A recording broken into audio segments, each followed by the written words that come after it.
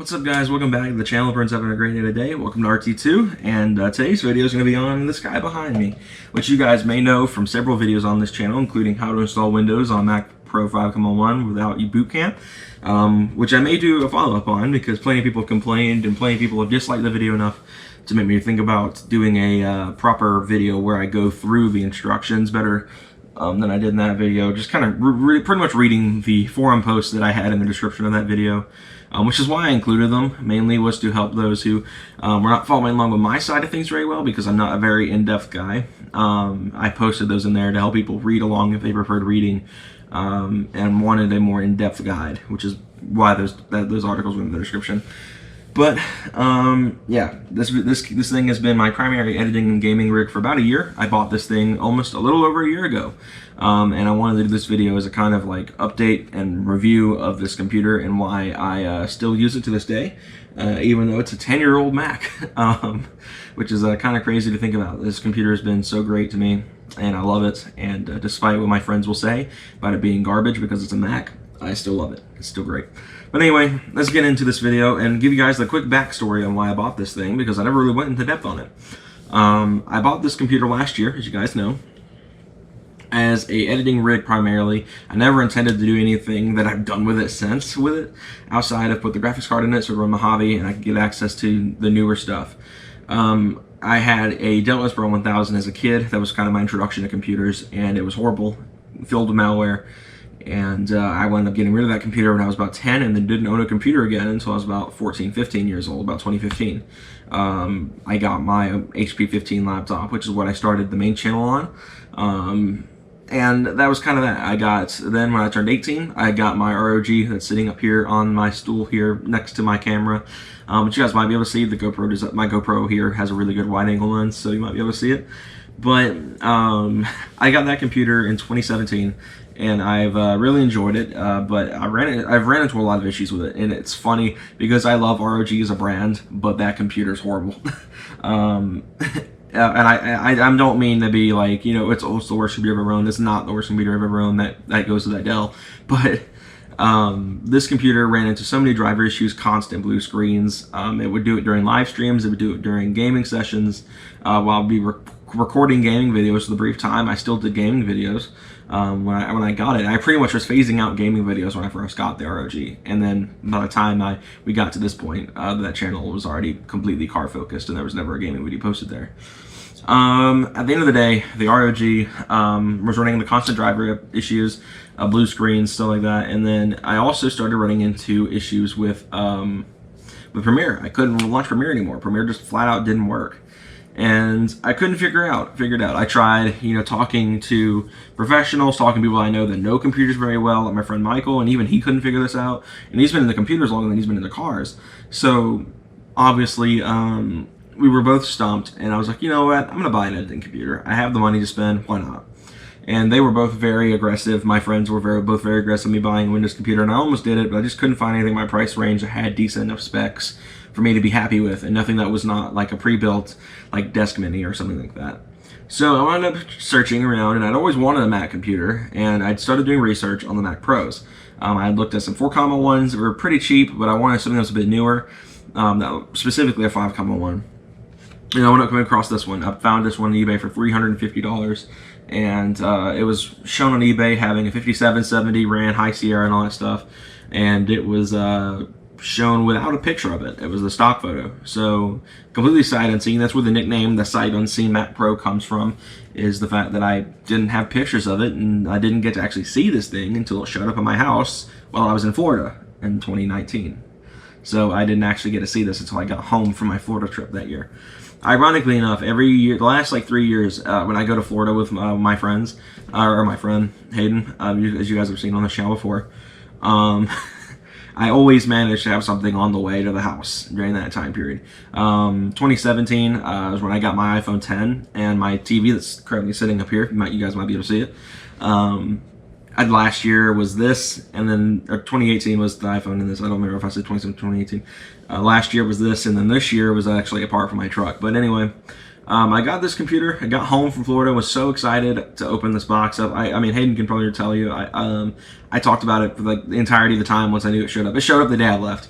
So I was always like, and I can't wait to get home and mess with the Mac. I can't wait to get home and mess with the Mac. I can't wait to open the box up and see what it looks like in person and all that stuff. So I get home and crack the box open after a week of waiting to get this thing. And I immediately was disappointed to find that it had a 4870 in it, which had half the VRAM, which I think I finally got rid of recently, as well as a running Sierra, not High Sierra. Now, originally I thought about disputing this and trying to get my money back and actually returning this, but at the end of the day, I was like, I can get High Sierra in here for free, no big deal. And I mean, I was already going to upgrade the graphics card anyway, so no complaints there. So I held out and kept it and put High Sierra on it, and then wound up eventually buying my RX 580, which you guys saw the unboxing video, and unfortunately lost the footage for the install, and wound up installing Mojave on it the same day. And ever since then, it's been kind of the same as it's been up until recently, right? Well, that was put a Xeon X5680 in it, which was a 6-core Xeon processor. So, current setup, this computer is a Xeon X5680 with a RX 580 graphics card. It has 5 terabytes of total storage on it now. 1 terabyte is for macOS, and 4 terabytes is for my Windows install, which originally was planned to be split between 2 terabytes for each install. This was before I knew Mojave didn't have Boot Camp anymore for macOS, for Vive Lens. So, I bought the hard drive before I knew that, and wound up spending much more money to get a 4 terabyte Windows install. So that video that I did installing Windows on this thing did exceptionally well. It's probably, I think it is the most viewed video on this channel, which is where most of you guys probably know this computer from. And it's been something I've kept ever since, and I love it to death.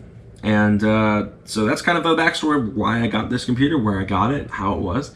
And I'm going to go into like a couple of pros and cons on what I think of it now after owning it for over a year and it being a 10-year-old Mac. Of course, my computer history doesn't end there. You guys know, August of last year, for my 20th birthday, I got my 2012 MacBook Pro, which is up there because of my great first impressions of macOS on this thing. I use my MacBook every day. That's like my daily driver. I spend most of my time on the MacBook. When I'm not gaming or editing specifically, I'm on the MacBook. So that's been my daily driver. My impression of macOS has been great. I thought it was going to take months of learning the how macOS functions and everything, but I wound up learning it relatively fast, and I love macOS now. I can pretty much flip between macOS and Windows without any sort of like, oh crap, holy crap, hold on, give me a second to readjust. So yeah, anyway, let's get into the pros and cons of my 5.1 Mac Pro. Pros. It's great value. I mean, these computers were $2,000 brand new. I've always said Apple is like the BMW of PC manufacturers due to the fact that they appreciate so hard. And that can be seen with this. This was a $2,000 base model computer 2010, and I wound up paying $350 for it on eBay. Sure, it was 9 years old, and that obviously has a lot to do with it. Computers in general tend to depreciate because their technology gets outdated. So this computer was really cheap. I did not have an issue getting a hold of it. The fact of the matter is, for $350, it's still a pretty good modern computer. It games fantastically, which I'll get into in a moment, and it edits pretty well. I was able to edit 2.7K, which is what I recorded now for this channel, as well as RT1, with this computer pretty easily. Of course, with only having 8 gigs of RAM, that kind of does have a bit of an issue with editing high-resolution videos, but it's fine. I'm going to work on that eventually, possibly. My next pro is, of course, it's very versatile. This computer, like I said, has both macOS and Windows installed on it right now, and I spend more time on the Windows install because I game a lot. So I spend a lot of time on the Windows install, a lot more than the macOS side. And it games fantastically. Games such as Doom Eternal. This thing runs at almost 90 FPS on 1440p in its current settings. It runs games like Rocket League at almost 130 FPS. So I mean, it runs games fantastically. I don't have any issues with how it runs games.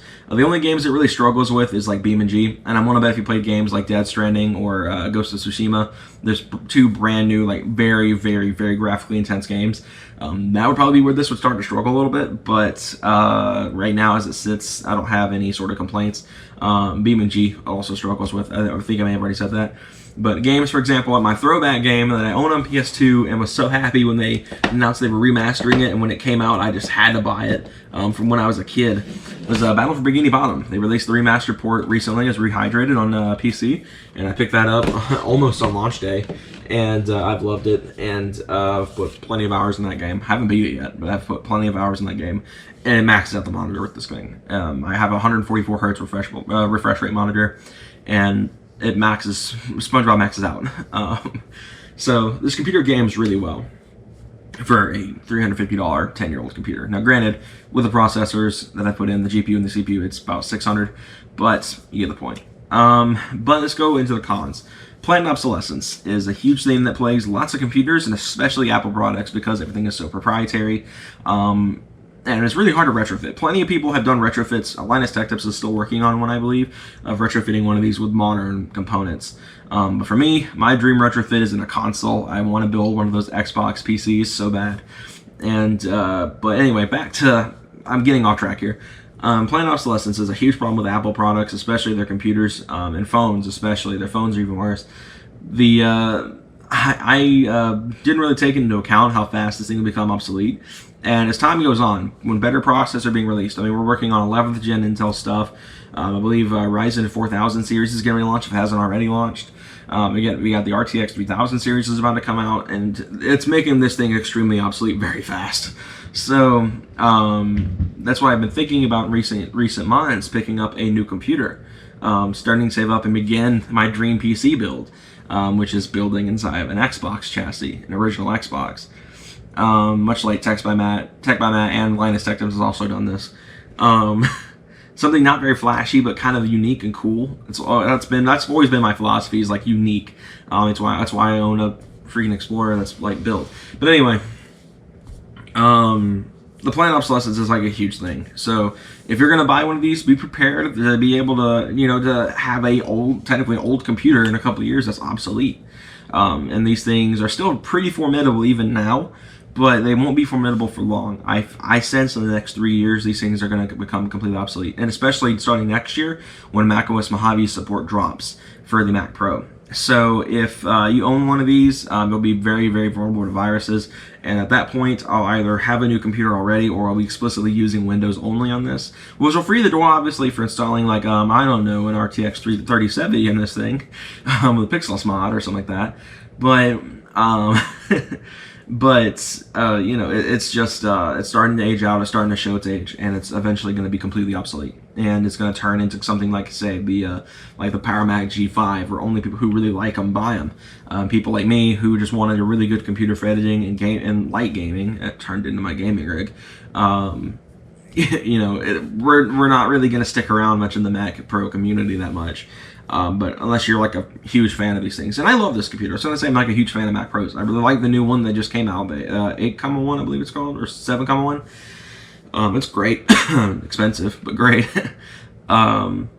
So I definitely struggle with the idea of planned obsolescence with this computer. And the only other thing I can think of is it's, well, that's really the main thing. I had another one because it's actually my third take of this video, but I forgot it. But yeah, the main thing is just planned obsolescence and the fact that its specs just aren't really up to modern snuff already.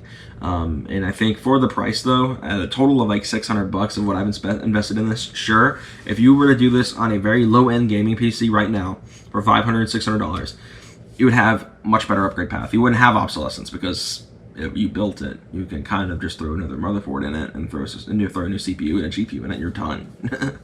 But for the Mac side of things, we're done after next year. These things are going to be completely obsolete by Apple standards next year. They already, killed off the possibility of getting another OS update with Catalina. So these things are pretty much going to be patched up to whatever comes after Catalina, which is why I haven't done it, because I have the Windows installed and I hate Catalina. I had it on my MacBook briefly and I hated it. So yeah, that's kind of that. Just planned obsolescence and the modern snuff, like the modern like specs aren't there. But at the end of the day, if you're spending $600 on a PC and you wanted something that can edit, use Final Cut, and do all that kind of stuff, but you want to do some light gaming, or in my case, very hardcore gaming, not a bad idea. But if you're wanting a strictly gaming-only system, do not buy one. Get a low-end PC for the same price, and that way you have the upgrade path. You ever come into a large sum of money and you want to build a thing, you just swap out the motherboard, swap a CPU and GPU, and you're good to go. these things just don't have that feature, which is unfortunate. But like I said, I didn't buy this with intentions of gaming hardcore on it, which is what I wound up doing. So yeah, that wraps up this video. At the end of the day, I love this computer to death and plan on keeping it for a little while longer, but may eventually sell it to get a proper gaming rig. Well, I said, hope you all enjoyed this video. If you did, be sure to leave a like and subscribe for more content coming soon with the Mac Pro, with everything else that I own. My entire fleet of consoles. I have a huge fleet of consoles and stuff like that. I may be getting ready to finally rebuild my 3DS. I've been thinking about doing that. If I can get over the hurdles that is going to be, because I watched the video on how to do it and it looked like a nightmare. But anyway, hope you all enjoyed. I'll see you guys next time. Have a good one.